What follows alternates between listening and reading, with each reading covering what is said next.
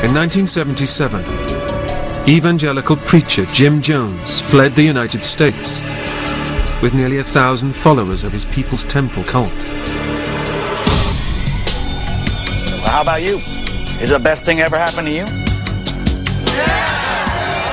Deep in the South American jungle, they built a new community and called it Jonestown. It was to be their paradise on earth. The People's Temple was a wonderful mosaic of the whole spectrum of humanity. It was a dream that died on November 18th, 1978. When outsiders threatened to expose the dark side of their leader, their paradise erupted into violence. They're killing everyone! Know that you have never been loved so much as I love you right now.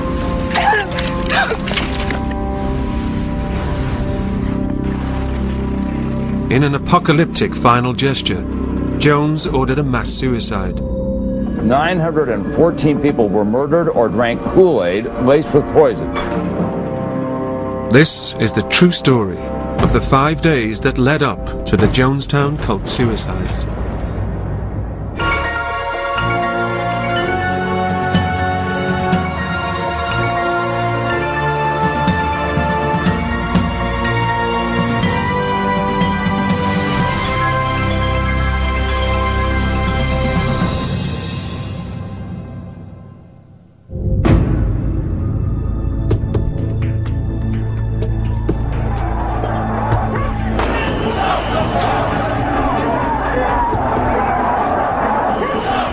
In the late 1960s, America was in turmoil.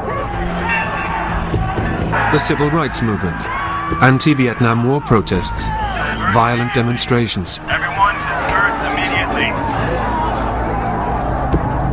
And out of the chaos came a powerful, charismatic preacher, Jim Jones.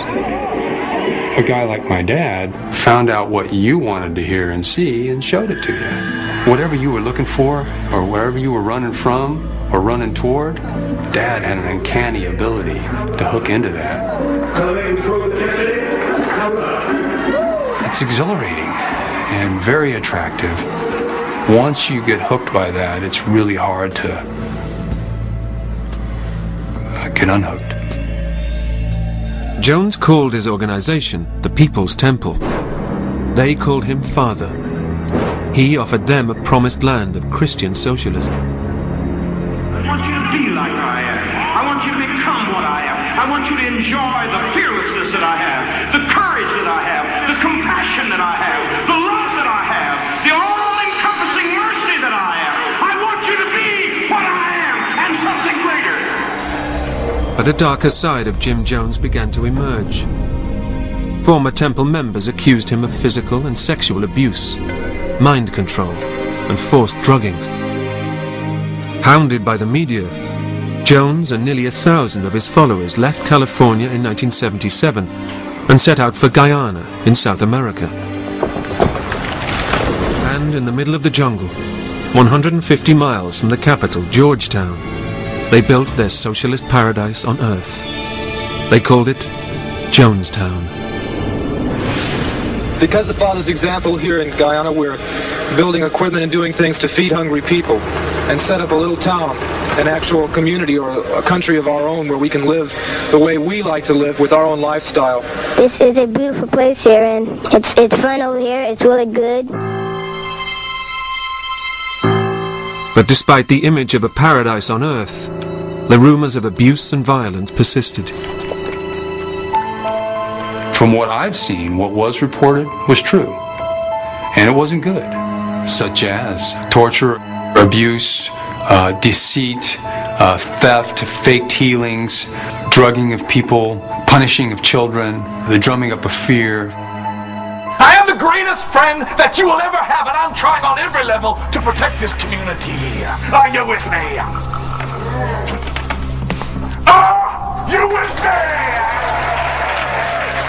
There were people with guns and rifles surrounding the assembly. People that I knew for years. With guns. And they weren't pointed outward, they were pointed inward.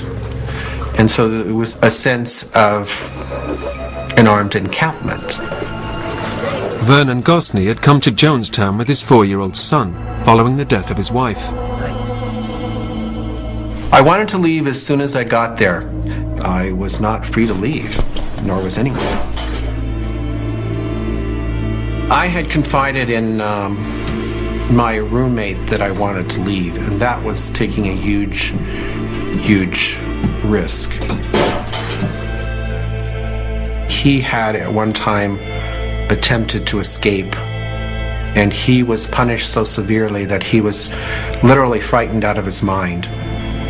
We're gonna die here, man.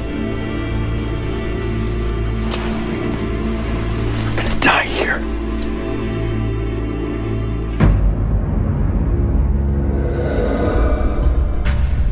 In the autumn of 1978, the allegations of abuse led U.S. Congressman Leo J. Ryan to fly to Guyana to investigate the Jonestown cult. With him were a group of journalists, among them Tim Reiterman.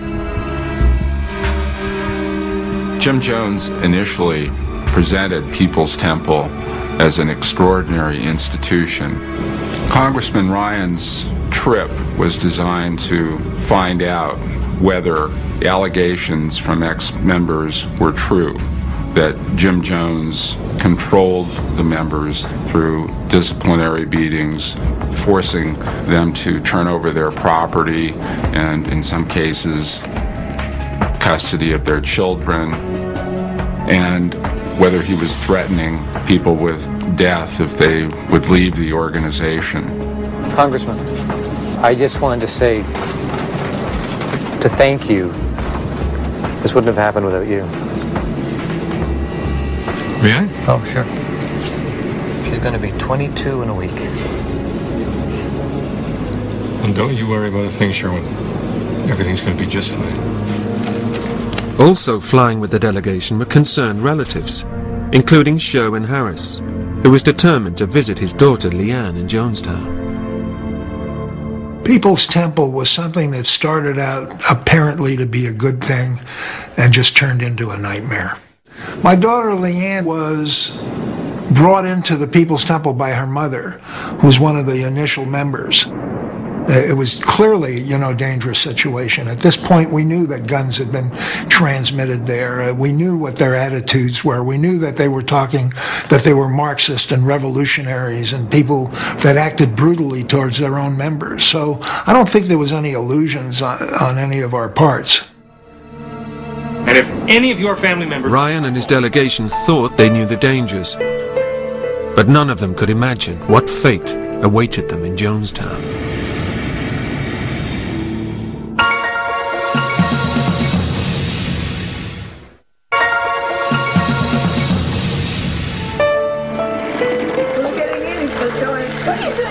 In November 1978, preacher Jim Jones and the people of Jonestown were preparing for the arrival of a congressional delegation investigating allegations of abuse in the isolated jungle paradise.